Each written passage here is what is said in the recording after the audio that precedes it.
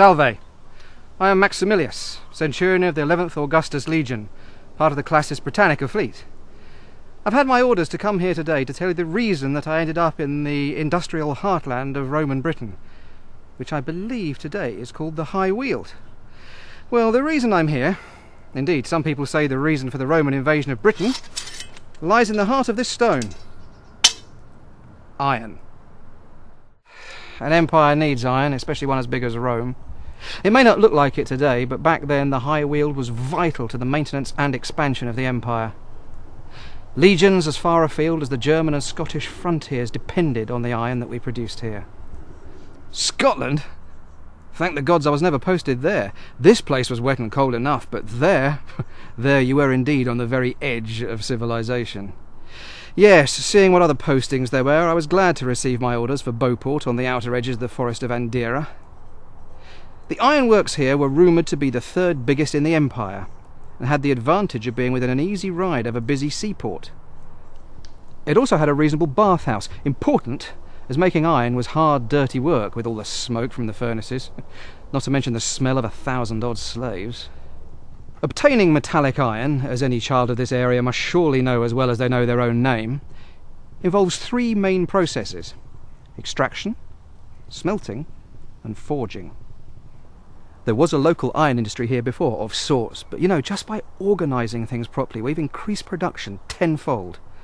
No more scrabbling about on the surface looking for lumps of iron ore, then moving on looking for more, as the local British tribes did. Oh no, we have slaves digging deep pits. They work much harder, but the problem with them is they just keep wearing out. You're always on the lookout for new supplies. Look, this is the remains of one of our extraction pits. Slaves took the rock mixture and, using stone hammers or mauls, pounded the ores to reduce them to as small a particle size as possible. They would then wash the ore. Lots of good fast-flowing streams in this area, perfect for the job. The iron ore was then finally ready for smelting. Now, to extract the iron, we had to put it in a very hot furnace. Burning charcoal produces the best heat, and the best wood for producing charcoal, in my opinion, is sweet chestnut, a tree that we Romans introduced to this country. Back to the furnace.